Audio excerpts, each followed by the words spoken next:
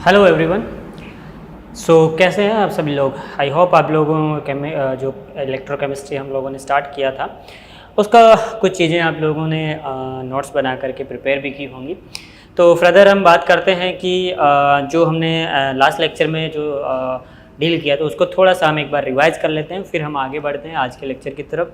तो last lecture में हमने कुछ कंस्ट्रक्शन देखा था अपना, जो सिंपली जो गैल्वेनिक सेल होता है जिसको हम कंस्ट्रक्ट किया था जिंक और पर्टिकुलर एक कॉपर के सॉल्यूशन के साथ में जिंक और कॉपर का रोड डुबो करके। तो वहाँ पर कुछ चीज़ें मैंने आपको बताई थी कि एनोड पे ऑक्सीडेशन होता है, कैथोड पे रिडक्शन होता है, यस और नॉट, ये सारी चीज़ें मैंने आपको डील करवाई थी। अब अगर हम बात करते हैं, वहाँ पर कुछ चीज़ें मैंने डायग्राम के अंदर आपको समझाई थी कि जो जिंक है वो पर्टिकुलरली सॉल्यूशन के अंदर आता रहेगा एंड कॉपर जो है वो सॉल्यूशन से कॉपर की रोड के ऊपर डिपॉजिट होना शुरू हो जाएगा। तो ये सब चीज़ें हम वहाँ पर देख रहे थे। तो वहाँ पर हमारे पास कुछ टर्म्स जो थी वो आई थी जिसके बारे में हम आज के लेक्चर में डील करने वाले हैं। लाइक अगर हम बात करें सॉल्ट ब्रिज की, तो सॉल्ट ब्रिज जो है उसका क्या इंपॉर्टेंस है, वो क्या होता है, ये सब चीज़ें हम आज के बारे जो लेक्चर है हमारा इसके अंदर डील करते हैं। तो एक बार हम वापस से उसको रिकंस्ट्रक्ट करते हैं। हमारा जो भी गैल्वेनिक सेल था, डेनियल सेल था, उसको हम देखते हैं कि क्या है वो हमारा जो सेल था।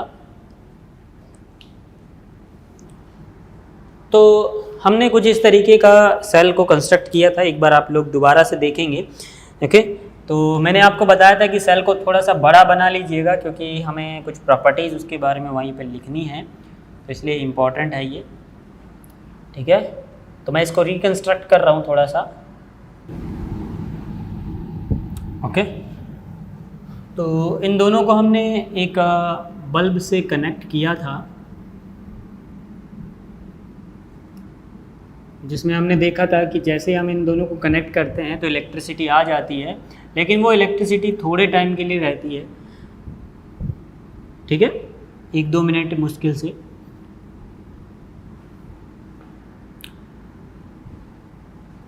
यहाँ पर हमने KCl भरा था, यानी ये K plus plus Cl minus. ठीक है, इसकी जगह पर अगर हम देखें तो मैंने आपको बोला था कि यहाँ पर क्या होता है कि ये जो जिंक है, जिंक का जो रोड है वो आपको कंटिन्यूसली 2 इलेक्ट्रॉन जो है वो देगा, जिसकी वजह से यहाँ पर नंबर ऑफ नेगेटिव चार्ज क्या हो जाएंगे, यहाँ पर बढ़ जाएंगे। ओके, अब नेगेटिव चार्ज बढ़ जाएगा तो ये नेगेटिव चार्ज ट्रेवल करेगा कहाँ, इस साइड पर्टिकुलर जो हमारा कॉपर का इलेक्ट्रोड है उसकी साइड में ट्रैवल करेंगे। और यहाँ पर अगर हम देखें तो ये कॉपर जो है वो धीरे धीरे डिपॉजिट हो रहा है, यानी यहाँ पर जो हमारा है वो पॉजिटिव चार्ज जो है वो धीरे धीरे क्या हो रहा है, बढ़ रहा है। यस और नो। तो यहाँ पर हमने ये चीज़ें डिस्कस की थी। ठीक है, क्योंकि इलेक्ट्रॉन इधर आ रहे हैं तो इसका मतलब इस पर जो पॉजिटिव चार्ज था वो कंज्यूम हो रहा है इलेक्ट्रॉन लेने की वजह से। इसको हमने बोला था ये हमारा जो है वो एनोड होगा, याद करो थोड़ा सा प्रीवियस लेक्चर को। और ये वाला जो सीन था उसको हमने बोला था कि ये कैथोड होता है। ठीक है, और एक चीज़ मैंने ये भी बताई थी कि आप लोग जो है एनोड और कैथोड को पॉजिटिव और नेगेटिव के तरीके से याद ना रख करके आप कैसे याद रखोगे कि यहाँ पर क्या होता है, रिडक्शन होता है, ऑक्सीडेशन होता है, और कैथोड के ऊपर क्या होता है, रिडक्शन होता है। ये चीज़ हमें इम्पॉर्टेंट है हमारे लिए, क्योंकि पूरे चैप्टर में हमारा यही चलने वाला है। ठीक है, ऑक्सीडेशन का मीनिंग अगर हम देखें तो यहाँ से जिंक जो है वो सॉलिड फॉर्म में था, जो कंटिन्यूसली हमको 2-2 इलेक्ट्रॉन दिए जा रहा था। और यहाँ पर अगर हम बात करें तो ये हमारे पास कॉपर +2 जो था एक्वस वाला, वो कंटिन्यूसली 2 इलेक्ट्रॉन लिए जा रहा था, और यहाँ पर हमारे पास कॉपर जो है वो सॉलिड फॉर्म में जमा होता जा रहा था। ये हमने कुछ रिएक्शंस इसकी लिखी थी। ठीक है, अब अगर हम बात करते हैं, देखो इम्पोर्टेंस चीज़ क्या है हमारे यहाँ पर, इम्पोर्टेंट चीज़ ये है कि अगर हमें एनोड को याद रखना है तो मैं शॉर्ट ट्रिक आपको बता देता हूँ एनोड को याद रखने का। आप बेसिकली इसको याद रख सकते हैं एनोड को किस तरीके से, लॉन से याद रख सकते हैं। कैसे, लॉन, ऐसा लिख लो LOAN, लॉन तो याद रख लोगे, यानी लेफ्ट साइड, ये लेफ्ट है, okay, and this is the right side. अगर आप इस तरीके से खड़े हो तो this is left and this is right side. Okay, अब किसी का हाथ उल्टा हो तो वो बात अलग है। ठीक है, वो बोलेगी नहीं नहीं मेरा तो ये राइट है, मेरा ये लेफ्ट है। ठीक है, तो वो बात अलग। ऐसा नहीं है कि आप ऐसा बोल रहे हैं सर आपका राइट कि मेरा राइट। ठीक है, हाँ, तो जो लेफ्ट और राइट जनरली होता है उसी के बारे में बात कर रहे हैं। तो लेफ्ट साइड वाले की अगर हम बात करें तो आप ऐसे बोल सकते हो, लॉन के लिए मैं लिख सकता हूँ क्या, लेफ्ट, ठीक है, समझ में आया। Oxidation, O for oxidation, A for anode, A for anode, ठीक है, N फॉर नेगेटिव, खत्म बात, ठीक है, आ जाएगा आप सभी को, आसानी से याद हो जाएगा। चलिए अगर हम सॉल्यूशन की बात करें तो इसको सॉल्यूशन को हमने बोला था क्या कि ये हमारा पॉजिटिवली चार्ज्ड होता है। सॉल्यूशन कैसा चार्ज होता है, पॉजिटिवली चार्ज होता है, जिसकी वजह से अगर हम देखें तो यहाँ पर हमारे पास Cl माइनस आयन इस पर्टिकुलर पॉजिटिव चार्ज को बैलेंस करने के लिए आते हैं, ठीक है। वही अगर हम बात करते हैं यहाँ पर, तो यहाँ पर पोटेशियम K+ चार्ज जो है वो यहाँ पर आते हैं, क्यों, क्योंकि यहाँ पे सल्फेट धीरे धीरे इंक्रीज होने लग जाएगा, तो उसको बैलेंस करने के लिए। सेम टू सेम अगर हम बात करते हैं इस सॉल्यूशन की, तो ये वाला सॉल्यूशन कैसा चार्ज हो जाएगा, नेगेटिवली चार्ज होगा। ये कुछ बातें हमने प्रीवियस लेक्चर्स के अंदर डील की थी। देखो इस रिएक्शन को आप एनोड की हाफ सेल रिएक्शन भी बोल सकते हो, और इस रिएक्शन को आप कैथोड की हाफ सेल रिएक्शन भी बोल सकते हो, ठीक है। तो इसको आप लिख लीजिए नीचे, इसके हाफ सेल एनोड रिएक्शन, ठीक है, और इसको आप बोल सकते हो हाफ सेल कैथोड रिएक्शन। जब आप इन दोनों को मिला दोगे तो इंटायर सेल का रिएक्शन बन जाएगा, ठीक है, लेकिन वो हम देखेंगे बाद में।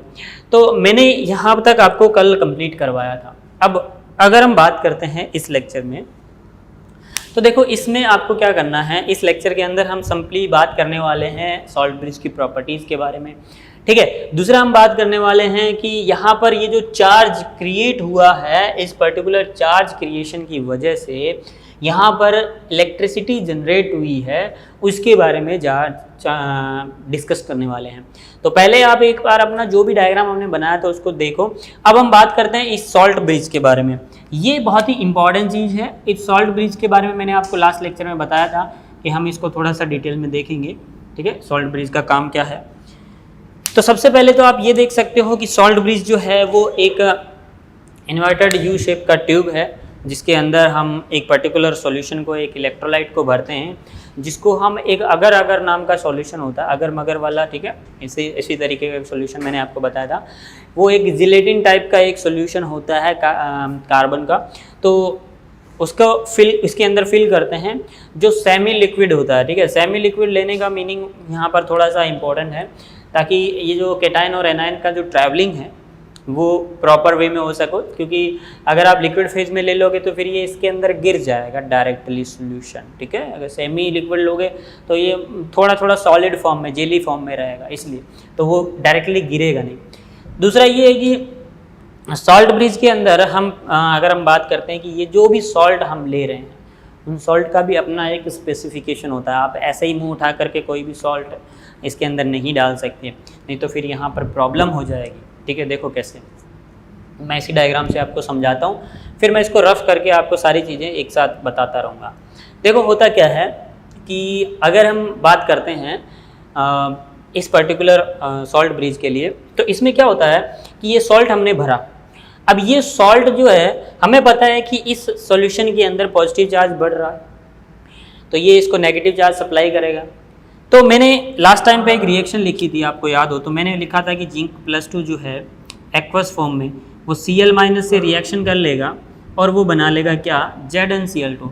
आपको पता होगा कि ये एक सॉल्ट है, ऑब्वियसली बात है ये ऑटोमेटिकली ब्रेक हो जाएगा किसमें, वापस से 2Cl- और जिंक +2 में, ठीक है। तो मेरे कहने का मीनिंग ये है कि हम उसके अंदर केवल वही सॉल्ट ले सकते हैं जो इसके अंदर बने हुए आयन से रिएक्शन नहीं करना चाहिए, या करे भी तो वो वापस से ब्रेक हो जाना चाहिए। कहने का मीनिंग ये है कि मान लो कि आप यहाँ पर Ag का क्या ले रहे हो, एनोड ले रहे हो। किसका एनोड ले रहे हो, Ag का। अब Ag का एनोड ले रहे हो तो यहाँ सॉल्यूशन में Ag+ आएगा। इस Ag+ से अगर मैं बात करूँ कि आपने KCl ले रखा है, तो वो Cl आपका रिएक्शन कर लेगा और ये बना लेगा AgCl। अब ये क्या होता है, कोवलेंट नेचर का होता है भैया। अब ये कोवलेंट नेचर का है तो ये ब्रेक नहीं होगा।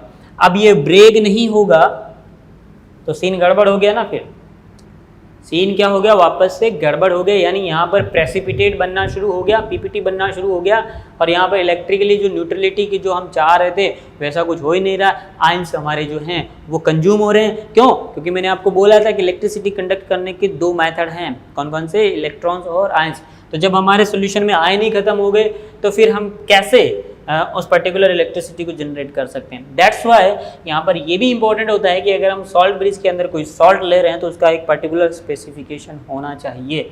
ओके, नेक्स्ट अगर हम बात करते हैं कि सॉल्ट ब्रिज के लिए, तो सॉल्ट ब्रिज में हम वही सॉल्ट लेते हैं जो 100% डिसोसिएट हो जाए। ठीक है, आप ऐसे कोई सॉल्ट नहीं ले सकते जो डिसोसिएट ही नहीं हो। ठीक है, तीसरी बात ये है कि ये जो भी सॉल्ट हम ले रहे हैं इसके अंदर, सॉल्ट ब्रिज के अंदर, तो इन सॉल्ट का क्या होता है कि यहाँ पर इस पर्टिकुलर जो भी आपका सॉल्यूशन है, इस सॉल्यूशन के अंदर इससे जिंक +2 है, तो उनका जो बेसिकली जो अट्रैक्शन है, या मैं बोलूँ कि इन दोनों के बीच में जो म्यूचुअल अंडरस्टैंडिंग है या इनका साइज जो है वो भी यहाँ पर मैटर करता है। आप कोई भी सॉल्ट यहाँ पर डालो, अगर मान लीजिए आपने सॉल्ट डाला तो ये इसके अंदर आया। ठीक है, सेम टू सेम अगर हम बात करें तो यहाँ पर भी पोटेशियम आया। देखो, हो सकता है कि पोटेशियम का कॉपर के साथ में रिएक्शन थोड़ी सी लेट हो। इसमें अगर हम माने कि हो सके कि जिंक +2 जो है जो आ रहा है वो Cl- से रिएक्शन करके तुरंत रिएक्शन कर रहा है, रिएक्शन क्या करके तुरंत रिएक्शन कर रहा है, तो यहाँ से तो तुरंत रिएक्शन हो गई और यहाँ इसको टाइम लग रहा है, तो ये डिले हो गया सीन। यानी अगर मैं बात करूँ कि इधर एनायन का कंज्यूम होना और इधर केटायन का कंज्यूम होना, ये K+ की बात कर रहे हैं, तो अगर हम इन दोनों का टाइमिंग देखें तो वो टाइमिंग मैच होना चाहिए। अगर कोई भी एक आगे पीछे हो गया तो फिर आपका सेल डिस्टर्ब हो जाएगा और आपका शॉर्ट सर्किट होने का चांसेस बढ़ जाएगा। दैट्स वाई हमारे पास जो भी मैंने आपको इसकी प्रॉपर्टीज़ बताई है, ये सारी प्रॉपर्टीज़ इंपॉर्टेंट होती है।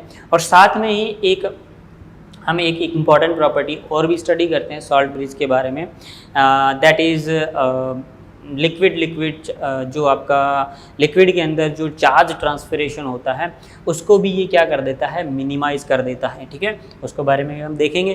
तो लिखते हैं, हमारा नया हेडिंग लिख लीजिएगा, सॉल्ट ब्रिज। तो जो भी बातें मैंने आपको बताई हैं उनको हम एक एक करके लिख लेते हैं। ठीक है, क्योंकि board of point of view से जो सॉल्ट ब्रिज है उसके बारे में कभी कभी 1 नंबर में 2 नंबर में क्वेश्चन आ जाते हैं कि what is the importance of salt bridge and why we use the salt bridge. या आपको इस तरीके के क्वेश्चंस भी मिलेगा कि क्या हम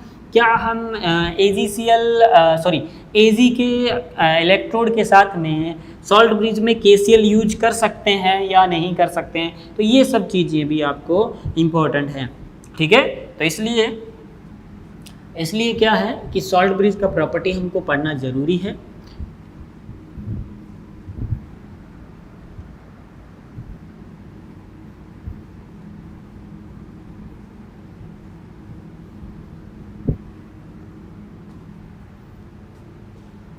सो लिखते हैं हमारा सॉल्ट ब्रिज।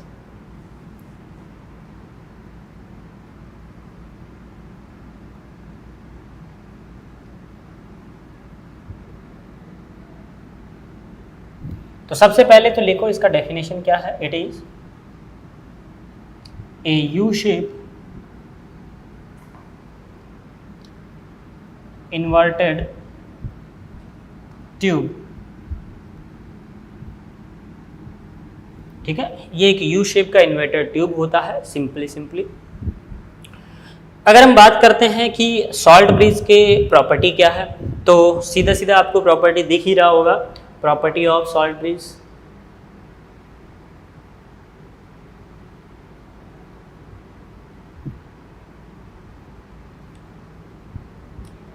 सबसे पहला प्रॉपर्टी तो आपको दिख ही रहा होगा, क्या कि ये दोनों ही जो आपके इलेक्ट्रोड्स हैं उन दोनों सर्किट्स को कंप्लीट करने का काम करता है।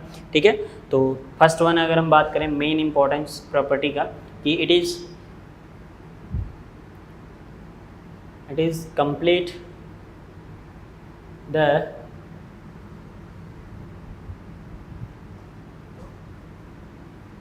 सर्किट। ठीक है, तो ये सर्किट को कंप्लीट करता है। सेकंड अगर हम बात करें तो इसके अंदर एक सॉल्ट भरा जाता है, जो पर्टिकुलर सॉल्ट आपके इलेक्ट्रिकली जो न्यूट्रलिटी होती है उसको बैलेंस करने के काम में आता है। ठीक है, it is balanced the electrical neutrality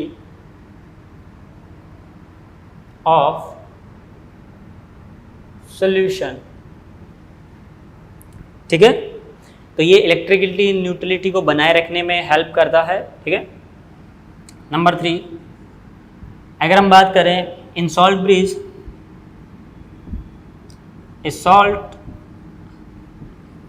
in salt bridge a salt is placed with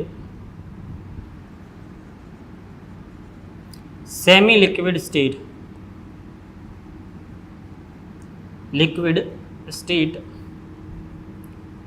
with agar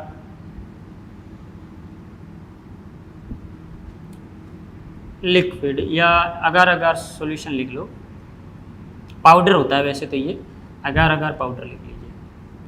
okay, तो सेमी लिक्विड स्टेट के अंदर इसको रखते हैं ताकि वो डायरेक्टली उसके अंदर ना गिर जाए। ठीक है, इसलिए थोड़ा सा ध्यान रखना पड़ता है हमको।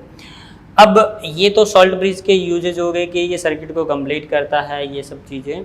और साथ में ही अगर हम बात करते हैं सॉल्ट ब्रिज का एक और इम्पॉर्टेंट रोल होता है, it is balance the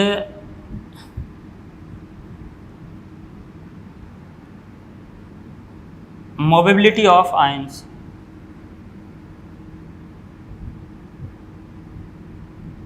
either cation और एनायन।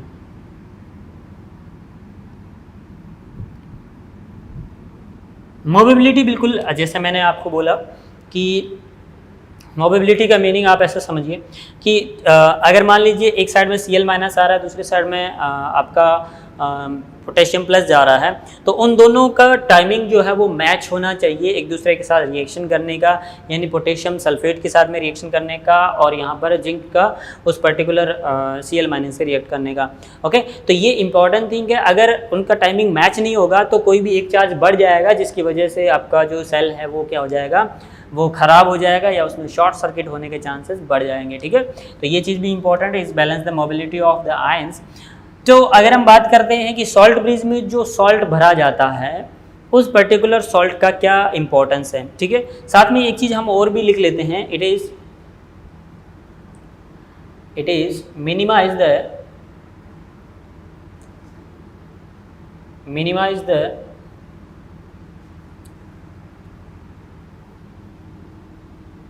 Liquid potential difference.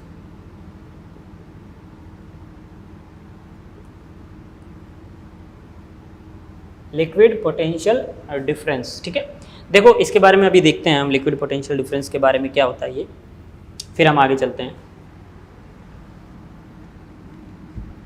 देखो ये जो लास्ट वाला पॉइंट है, ये पॉइंट आपको तब देखने को मिलेगा जब आप आपका सर्किट है वो आपने एक ही सॉल्यूशन के अंदर बनाया है। क्योंकि अगर हम बात करें कि इलेक्ट्रोकेमिकल सेल हम देख रहे हैं तो उसमें अगर हम सेल को एक ही कंटेनर के अंदर कंसिडर करते हैं, यानी इलेक्ट्रोड्स जो लगा रहे हैं हम लोग वो हम इसके अंदर ही कंसिडर कर लेते हैं। ठीक है,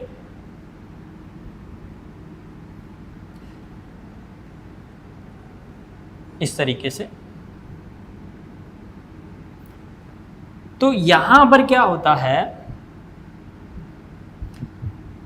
कि इस दौरान यहाँ पर अगर आप देखते हो सॉल्ट ब्रिज जो है वो बहुत ही इम्पोर्टेंट रोल प्ले करता है। इन दोनों को हमने एक बल्ब से कनेक्ट कर दिया। ठीक है, तो ये हमारे पास एक सॉल्यूशन है, एनोड है ये, और ये हमारे पास कैथोड है। अब होगा क्या कि यहाँ पर अगर हम देखें तो यहाँ पर नंबर ऑफ इलेक्ट्रॉन्स बढ़ेंगे, तो इस पर्टिकुलर रॉड के अंदर क्या होगा, नेगेटिव चार्ज बढ़ता जाएगा। अब नेगेटिव चार्ज बढ़ता जाएगा तो ये इलेक्ट्रॉन इधर ट्रैवल करेंगे, ये इलेक्ट्रॉन है।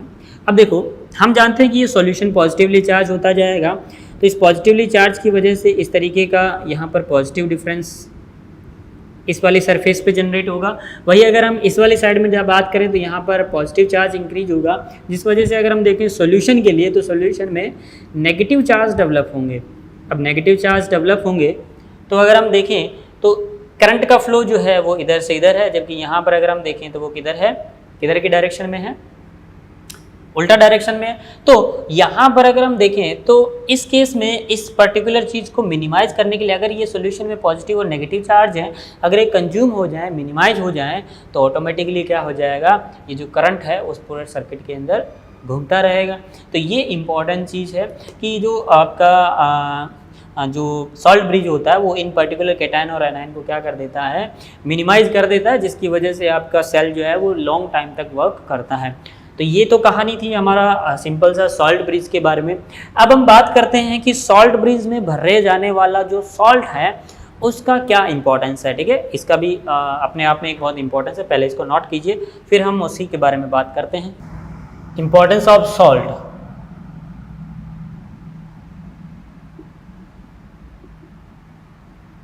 Salt which is used in salt bridge।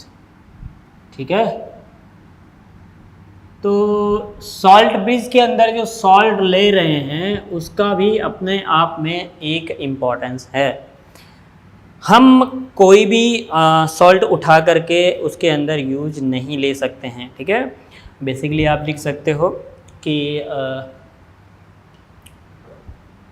Importance में नंबर 1 अगर हम बात करें तो सबसे पहला काम तो ये है कि सॉल्ट जो है वो उस पर्टिकुलर इलेक्ट्रिकल न्यूट्रलिटी को बनाए रखता है। साथ में ही अगर हम बात करें तो ये मोबिलिटी को भी बनाए रखता है, वो सॉल्ट ब्रिज का भी काम होता है। ठीक है, तो वही चीज़ हम बात करते हैं सॉल्ट के लिए। तो सॉल्ट में एक चीज़ आपको ध्यान में रखनी है कि हम कौन से सॉल्ट को प्रेफर करेंगे, ये इंपॉर्टेंट है। ठीक है, the salt used in salt bridge have maintained electrical neutrality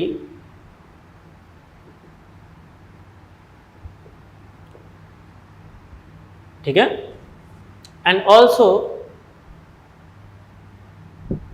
also salt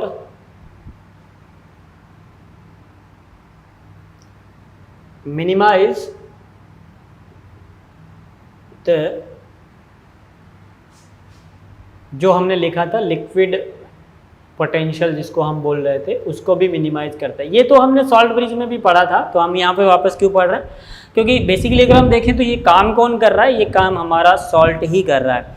ठीक है, तो अगर हम सॉल्ट के लिए देखें तो सॉल्ट के अंदर एक ये प्रॉपर्टी भी होना चाहिए क्या, कि हम अगर सॉल्ट को यूज कर रहे हैं उस आयंस के जो मोबिलिटी होती है वो क्या होनी चाहिए, मैच करनी चाहिए दोनों ही केसेस में, कैटायन और एनायन से। ओके, यानी अगर हमें सिंपली अगर बोल दिया जाए कि can we use KCl with the electrode of Ag, yes or not, तो आप इनडायरेक्टली अगर आप बोलोगे कि क्या फ़र्क पड़ता है अगर हम Ag के साथ में KCl का यूज कर लें तो वहाँ पर बहुत इंपॉर्टेंट फ़र्क पड़ता है। ठीक है, तो हम बेसिकली इसी एक छोटे से नोट से मैं आपको समझा रहा हूँ इस चीज़ को, क्योंकि ये समझना हमारे लिए इम्पोर्टेंट है। क्या कि कैन वी, नहीं ऐसा लिखो, we can not use that salt which is react with aqueous ions of solution of solution and form PPT, या आप ऐसा बोल सकते हो और इक्विवेलेंट कंपाउंड। हम ऐसा कोई भी सॉल्ट यूज नहीं करेंगे जिसकी जिसकी वजह से अगर केटायन और एनायन जो उस पर्टिकुलर सॉल्यूशन के अंदर जो केटायन और एनायन हैं उनके क्रॉसपोंडिंग अगर आपस में रिएक्ट करें और उनके रिएक्शन के दौरान अगर कोई कोवलेंट कंपाउंड बन जाए या प्रेसिपिटेट बनना शुरू हो जाए तो ऐसे सॉल्ट को हम यूज़ नहीं करेंगे। क्यों? क्योंकि वो उस पर्टिकुलर सॉल्यूशन के अंदर जो न्यूट्रलिटी होती है उसको क्या कर देते हैं, जो आयंस होते हैं उसको क्या कर देते हैं, खत्म कर देते हैं, जिसकी वजह से आपका सेल क्या हो जाता है, खराब हो जाता है।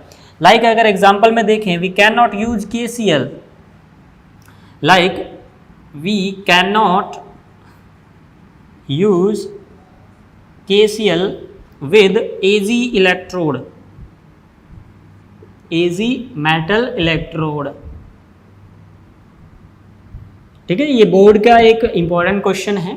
ठीक है, तो इस केस में अगर आप देखोगे कि AZ जो है वो धीरे धीरे सॉल्यूशन में AG+ की फॉर्म में जाएगा, एक्वस फॉर्म में, यस और नॉट। और अगर हमने KCl एज ए सॉल्ट में यूज किया तो यहाँ से आप क्लियरली देख सकते हो कि Ag+ जो एक्वस आयन में है वो Cl- एक्वस आयन से रिएक्ट कर लेगा और यहाँ से AgCl बना लेगा, जो क्या होता है, PPT होता है। यानी यहाँ पर मेरे आयन क्या हो गए, कंज्यूम हो गए। तो आयन जब कंज्यूम हो जाएंगे तो उसमें करंट क्या हो जाएगा, ख़त्म हो जाएगा।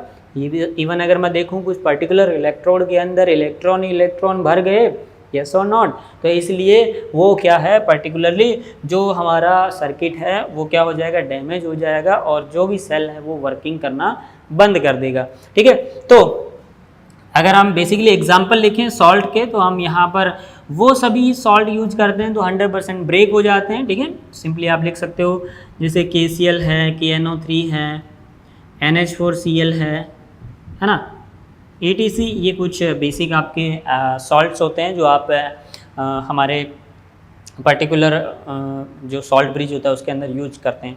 अब देखो अगर KNO3 अगर आप Ag के इलेक्ट्रोड के साथ यूज करोगे तो क्या फ़र्क पड़ेगा, यहाँ पर बनेगा AgNO3, वो एक सॉल्ट होता है और वो ब्रेकआउट हो जाएगा तो ऑटोमेटिकली आपको यही चीज़ें मिल जाएगी, कौन सी वाली, Ag+ और NO3-।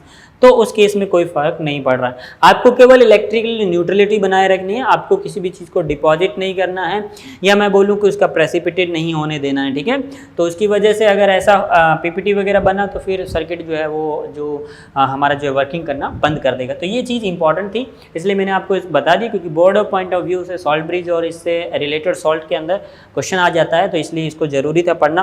ठीक है, अब हम आगे बढ़ते हैं और आगे हम बात करते हैं पोटेंशियल की। ठीक है, तो शायद आप लोगों को पोटेंशियल के बारे में, मैं ऐसा मान रहा हूं कि सभी को पता होगा, क्योंकि फिजिक्स में हम बात करते हैं पोटेंशियल की। हमारा इवन इलेक्ट्रोस्टेट जो है वो पोटेंशियल पर ही चलता है कि नहीं है। हाँ, कुछ लोग तो हामी भर रहे हैं, कुछ लोग नहीं भर रहे हैं। चलिए कोई बात नहीं, हम थोड़ा थोड़ा इसको क्लेरिफाई करने की कोशिश करते हैं कि what is the meaning of the potential. तो लिख लेते हैं हम लोग पोटेंशियल क्या होता है।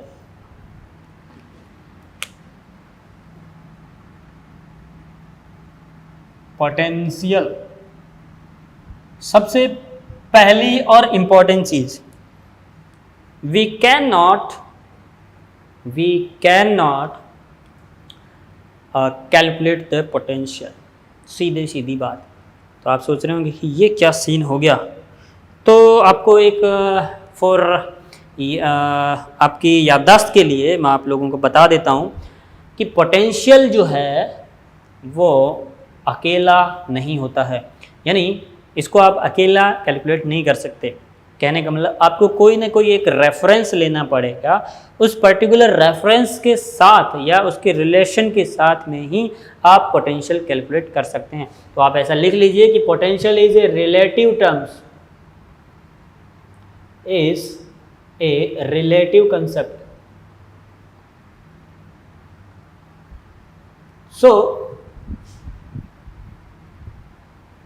So we cannot calculate potential.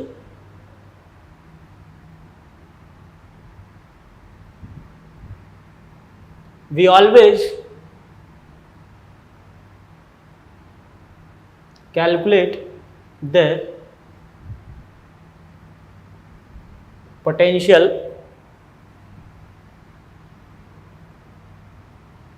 difference। कहने का मतलब हम पोटेंशियल को कैलकुलेट नहीं कर सकते, हम बेसिकली क्या कैलकुलेट कर सकते हैं, पोटेंशियल डिफरेंस कैलकुलेट कर सकते हैं। ओम्स का लॉ सभी ने पढ़ा होगा, ठीक है। उसके अंदर अगर हम V की बात करें तो V is not a world, it is a potential difference between the two wire, yes और नॉट, ठीक है। इलेक्ट्रोड के बीच का जो पोटेंशियल डिफरेंस होता है वही चीज़। तो पोटेंशियल डिफरेंस की अगर हम बात करें तो क्या होता है पोटेंशियल डिफरेंस, क्या होता है, कहाँ से आता है। सबसे पहली बात तो ये है कि ये जनरेट कहाँ से होता है, किस वजह से हम पोटेंशियल को कैलकुलेट करते हैं। और कैलकुलेशन करने के लिए सबसे पहली बात तो ये है कि हमें ये पता होना चाहिए ना ये कहाँ से आया। तो इसलिए पोटेंशियल डिफरेंस को हम लोग पढ़ते हैं। तो क्या है पोटेंशियल डिफरेंस, तो अगर आपसे आज के बाद केमिस्ट्री से रिलेटेड पोटेंशियल डिफरेंस की कोई डेफिनेशन पूछ ले तो जो मैं बता रहा हूँ उसको आप आसानी से इजी वे में उसको समझा सकते हो। क्या होती है पोटेंशियल डिफरेंस, देखो ये जो चीज़ है पोटेंशियल डिफरेंस ये केवल एक वजह से जनरेट होती है और जिसको हम बोलते हैं चार्ज सेपरेशन। वो भी अभी देखेंगे हम चार्ज सेपरेशन क्या होता है। अगर किसी दो पर्टिकुलर चीज़ के बीच में चार्ज का डिस्ट्रीब्यूशन जो है वो यूनिफॉर्म ना होकर के क्या है अनडिस्टर्ब चार्ज है, किसी पे पॉजिटिव ज़्यादा किसी पे नेगेटिव ज़्यादा, तो इवनली आप ऐसा बोल सकते हो कि उसका जो चार्ज का जो डिफरेंस है उसी पर्टिकुलर चार्ज के डिफरेंस की वजह से क्या होता है ये पोटेंशियल जनरेट होता है, एक वोल्ट जनरेट होता है, ठीक है।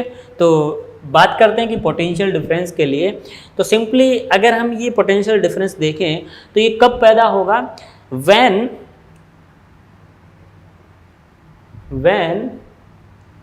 a ion या when an atom contact with their own ion,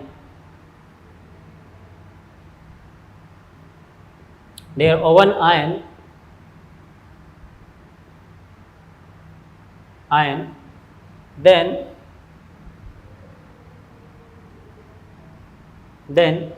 a tendency to convert into neutral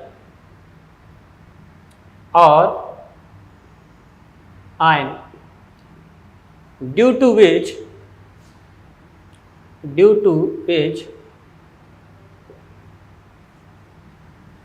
the charge separation potential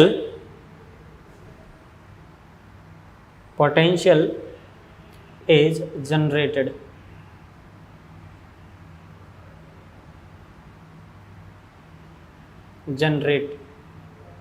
potential is generate. देखो आप ऐसा समझो कि मैंने आपको बोला था लास्ट लेक्चर में कि अपन जो भी सॉल्यूशन ले रहे हैं इन पर्टिकुलर सॉल्यूशन के पीछे इनका एक कहानी होता है। ऐसा नहीं है कि आप हर किसी इलेक्ट्रोड के साथ कोई भी सॉल्यूशन लो और आपका बस सेल बन जाए, ठीक है। तो मैंने आपको बोला था कि इसको चीज़ को हम आगे डिस्कस करेंगे, तो वही चीज़ हम डिस्कस कर रहे हैं। देखो क्या हुआ है कि हमने एक इलेक्ट्रोड लिया, ठीक है, मैं यहाँ पर बना रहा हूँ, मैंने एक इलेक्ट्रोड लिया और इलेक्ट्रोड लिया किसका, जिंक का। तो अगर हम बात करते हैं एक पर्टिकुलर जिंक के इलेक्ट्रोड की, तो ये हमारा जिंक का इलेक्ट्रोड था, ठीक है, जिसके अंदर हमने यहाँ पर याद करो इसके अंदर हमने डाला जिंक सल्फेट। तो जिंक सल्फेट आपको याद होगा तो ये कन्वर्ट होता है किसमें, जिंक +2 में और सल्फेट 2- में। अब हुआ क्या, पोटेंशियल की अगर हम बात करें तो पोटेंशियल जो है वो एक खुद का आयन हो, भला ही वो कैटायन हो भला ही वो एनायन हो, डजेंट मैटर। अगर हम बात करते हैं कि एक आयन जो है, एक एटम जो है वो खुद के ही आयन के जब कांटेक्ट में आता है तो यहाँ पर एक टेंडेंसी डेवलप होता है कैसा कि हो सकता है कि ये न्यूट्रल आयन पॉजिटिव बन जाए, या हो सकता है कि ये पॉजिटिव आयन कैसा बन जाए, न्यूट्रल बन जाए। यानी इन दोनों का टेंडेंसी है कन्वर्ट होने का आयंस में, या फिर इसका टेंडेंसी अगर हम बात करें तो इसका टेंडेंसी है न्यूट्रल में कन्वर्ट होने का। तो यहाँ पर एक अगर हम देखें तो इन दोनों के बीच में क्या आ जाता है, एक चार्ज सेपरेशन आ जाता है, और इस चार्ज सेपरेशन की वजह से ही पोटेंशियल जनरेट होता है। ठीक है, अब इसको हम बेसिकली मेजर नहीं कर सकते, इसलिए हमको इसको मेजर करने के लिए इसके साथ में एक ऐसा पोटेंशियल डिफरेंस वाला एक इलेक्ट्रोड लेना पड़ता है जो दोनों को एक साथ जब जोड़ दिया जाए तो उनके बीच का डिफरेंस बता दे, जिसको हम जीरो मान लेते हैं, उसको हम आगे देखेंगे।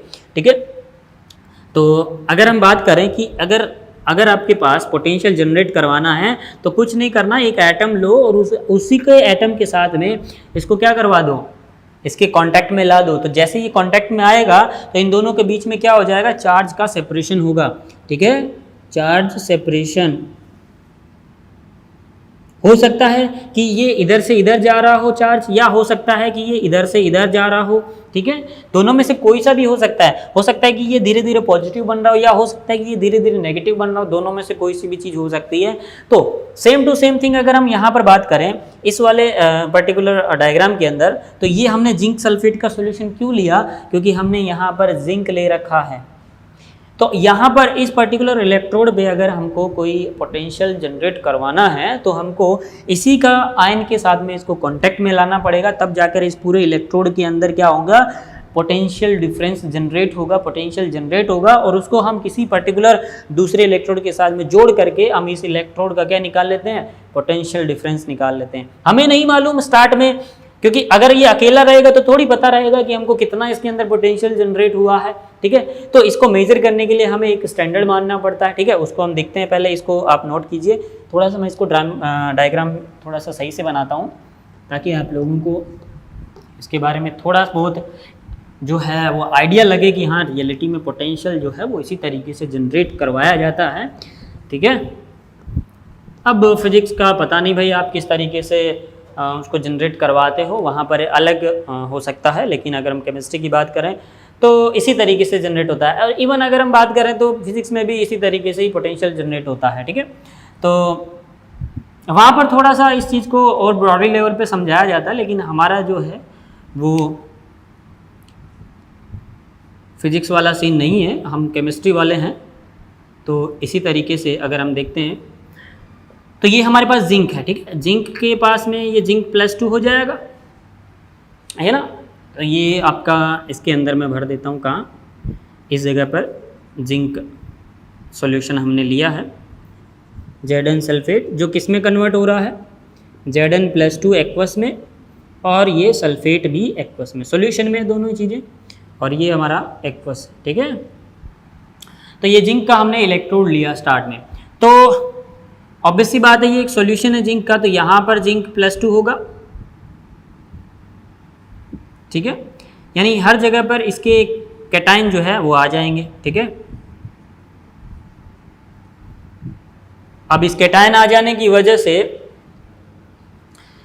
ये तो न्यूट्रल था, ये कैटायन आ गया। जब ये कैटायन जब इसके कांटेक्ट में आए तो इस पर्टिकुलर इलेक्ट्रोड के अंदर क्या हुआ, चार्ज का सेपरेशन हुआ, और उस चार्ज के सेपरेशन को जब हम दूसरे इलेक्ट्रोड के साथ में लगा करके कैलकुलेट करेंगे तो वहाँ पर वो डिफरेंस कैलकुलेट होगा। ठीक है, तो लेकिन अगर हम पोटेंशियल की बात करें तो पोटेंशियल बेसिकली क्या होता है कि जब कोई जो आपका एटम है अपने ही खुद के एटम के साथ कांटेक्ट में आता है तो वहाँ पर उसका एक टेंडेंसी डेवलप करता है, किसका, कि हो सकता है कि वो न्यूट्रल में चला जाए, या हो सकता है कि वो आयन के अंदर कन्वर्ट हो। तो उसी पर्टिकुलर टेंडेंसी को हम बोलते हैं पोटेंशियल। ओके, उसको हम मेजर करते हैं, क्योंकि ये रिलेटिव टर्म है तो इसलिए हम अकेला इसको जो है वो मेजर नहीं कर सकते।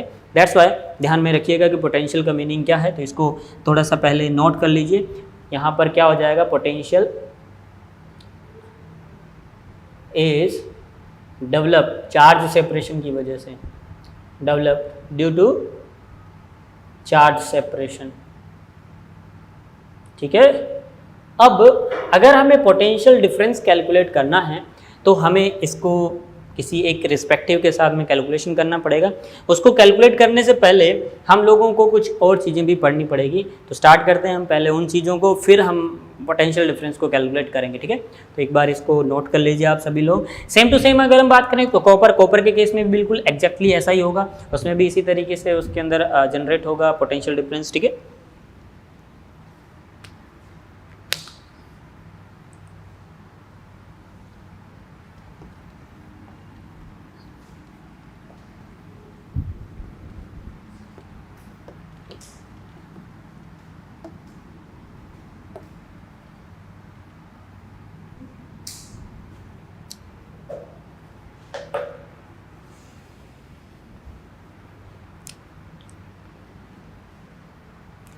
So next topic is बात करते हैं हम लोग स्टैंडर्ड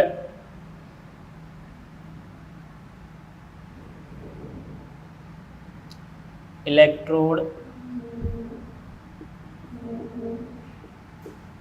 पोटेंशियल की, SEP, standard electrode potential. What is the meaning of the standard electrode potential? देखो, हमने अभी एक चीज़ बात की कि हम पोटेंशियल जो है उसको अकेला कैलकुलेट नहीं कर सकते, हमको उसका डिफरेंस लेना पड़ता है। तो डिफरेंस मेज़र करने के लिए हमें कोई ना कोई चीज़ को रेफरेंस मानना पड़ता है। इवन जैसे अगर हम बात करें मैथ्स के लिए, तो मैथ्स में अगर हम जीरो को रेफरेंस मानते हैं, बिल्कुल, तो रेफरेंस मानने का मीनिंग क्या है कि जीरो का वैल्यू हम जीरो लेते हैं। ये कौन सी बड़ी बात है, यस और नॉट? तो कहने का मेरा मीनिंग ये है कि अगर मान लो कि मैं जीरो की वैल्यू आपको बोल दूं दो है, तो पूरा मैथमेटिक्स ही बदल जाएगा, नहीं बदल जाएगा? पूरा का पूरा इंटायर जिस तरीके की हम कैलकुलेशन कर रहे हैं सब क्या हो जाएगा, गड़बड़ हो जाएगा। क्यों? क्योंकि हमने जीरो का वैल्यू जीरो ले रखा था। अब मैं आपको बोल दूं कि जीरो का वैल्यू जीरो नहीं जी दो है, तब सब चीज़ें क्या हो जाएगी, उल्टी पुल्टी हो जाएगी। सिमिलर चीज़ अगर हम बात करें तो अगर हमको पोटेंशियल डिफरेंस कैलकुलेट करना है तो किसी एक को रेफरेंस मानना पड़ेगा, और उस पर्टिकुलर रेफरेंस का इलेक्ट्रोड पोटेंशियल हम कितना मान लेते हैं, ज़ीरो मान लेते हैं। एक चीज़ ध्यान में रखना, IIT में एक बार क्वेश्चन आ गया था कि जो स्टैंडर्ड इलेक्ट्रोड पोटेंशियल होता है उसका जो इलेक्ट्रोड पोटेंशियल जो होता है वो हम ज़ीरो मान लेते हैं या ज़ीरो होता है, ये दोनों में डिफरेंस होता है, ठीक है। तो क्वेश्चन ये पूछ लिया गया था IIT में कि जो स्टैंडर्ड इलेक्ट्रोड पोटेंशियल होता है वो हम ज़ीरो होता है या ज़ीरो मानते हैं। तो बेसिकली ध्यान में रखिएगा, ज़ीरो होता नहीं है, जीरो माना जाता है, ठीक है। तो सबसे पहले अगर हम बात करते हैं स्टैंडर्ड इलेक्ट्रोड पोटेंशियल की, तो what is the meaning of the standard electrode potential? तो स्टैंडर्ड इलेक्ट्रोड पोटेंशियल का मीनिंग केवल इतना समझो क्या कि आपने जो भी चीज़ इसके अंदर लेनी है, आपने इलेक्ट्रोड लिया, इसके अंदर सॉल्यूशन लिया, हो सकता है आप इसके अंदर कोई गैस पास कर दो, हो सकता है आप इसके अंदर कोई सॉलिड डाल दो, ठीक है। तो उन सभी चीज़ों का आपको एक्टिविटी जो है वो यूनिट लेना है, यानी सारी की सारी चीज़ें जो भी कंसिडर कर रहे हो वो यूनिट के हिसाब से, एक्टिविटी के हिसाब से 1 होनी चाहिए। कैसे? देखो, मान लीजिए कि मेरे पास कोई भी एक इलेक्ट्रोड है, ये मेरा एक इलेक्ट्रोड है, ठीक है, ये मेरा एक इलेक्ट्रोड है। अब मैंने इसके अंदर सॉल्यूशन डाला, मैंने आपको अभी भी बताया कि अगर कोई भी सॉल्यूशन आप ले रहे हो या कोई भी चीज़ इसके अंदर आप ले रहे हो इसको इलेक्ट्रोड बनाने के लिए, तो वो सभी क्या होनी चाहिए, यूनिट होनी चाहिए, उनकी एक्टिविटी 1 होनी चाहिए। मान लो कि आपने इसके अंदर कोई गैस डाल दिया, ठीक है, गैस को पास करवाने का इस तरीके से मान लो कि आपने यहाँ पर एक गैस पाइप लगाया, यहाँ से गैस डाल रहे हो आप, ठीक है, इस जगह से ये गैस, ठीक है, ये आपका सॉल्यूशन है, कोई भी सॉल्यूशन हो, डजंट मैटर। मान लीजिए आपने इसके अंदर सॉलिड लिया, ठीक है, और गैस आपने ले लिया है, लिक्विड आपने ले लिया सॉल्यूशन में। तो देखो, अगर आपने गैस लिया है तो इसका एक्टिविटी यानी ये 1 एटमॉस्फेयर पे होना चाहिए। अगर आपने सॉलिड लिया, सॉलिड का तो वैसे भी एक्टिविटी 1 ही होता है, ठीक है। तो सॉल्यूशन के लिए अगर हम बात करें तो इसका जो कंसंट्रेशन है वो 1 मोलर होना चाहिए।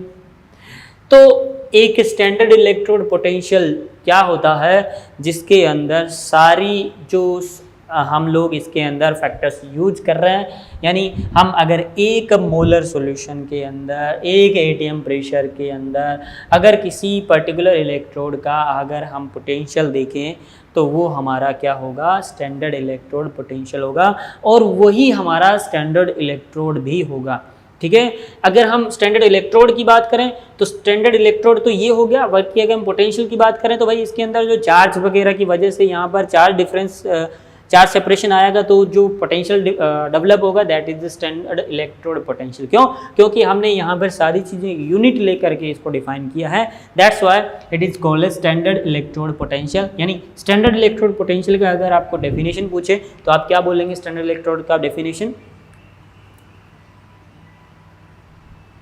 The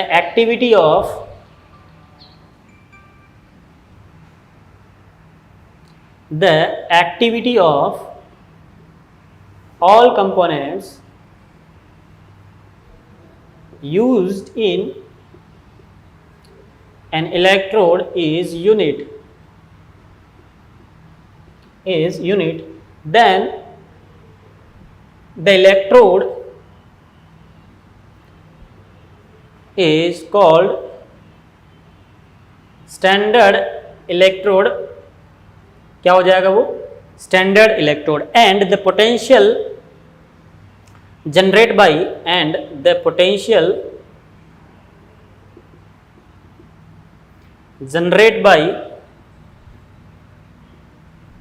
the electrode is called standard electrode potential. ठीक है, समझ में आई कहानी सभी को? जैसे अगर मैं मान लीजिए जिंक का ही इलेक्ट्रोड ले लेता हूं तो ऑब्वियस सी बात है, मैं जो भी सॉल्यूशन यहाँ पे जिंक सल्फेट अगर मैं ले रहा हूं तो इसका मेरे को सॉल्यूशन का जो भी मोलैरिटी है वो कितना लेना पड़ेगा, 1 m लेना पड़ेगा। गैस के लिए अगर हम बात करूँ, इसमें गैस पास कर रहा हूँ तो 1 atm पे मेरे को पास करनी पड़ेगी। यानी अगर मैं इस इलेक्ट्रोड के बारे में कोई भी स्टडी कर रहा हूँ तो मेरे को कहाँ जाना पड़ेगा, 1 एटमॉस्फेयर प्रेशर पे मेरे को उसका कंसंट्रेशन यूनिट लेना पड़ेगा। ठीक है, तो यहाँ पर हम देख सकते हैं कि इसमें यहाँ पर पॉजिटिव चार्ज जनरेट होगा जो इसके कांटेक्ट में आएगा।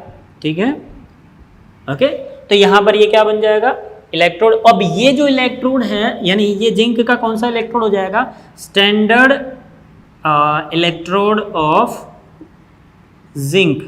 यानी ये जिंक का कैसा इलेक्ट्रोड है, स्टैंडर्ड है। वही अगर मान लीजिए हम इसी को कॉपर के अंदर ये चीज़ें बिल्कुल कॉपर के लिए अप्लाई करें तो कॉपर के केस में ये उसका क्या हो जाएगा, स्टैंडर्ड इलेक्ट्रोड हो जाएगा। ठीक है, ये कॉपर का इलेक्ट्रोड मैंने लिया तो यहाँ पर ऑब्वियस सी बात है पॉजिटिव चार्ज यहाँ आएगा, सॉल्यूशन में इसके अंदर पॉजिटिव चार्ज है। ठीक है, कॉपर के ऊपर ऑब्वियस सी बात है कॉपर सल्फेट जो है वो ब्रेक होगा किसके अंदर, Cu+2 में प्लस सल्फेट के अंदर। ठीक है, इसलिए तो यहाँ पर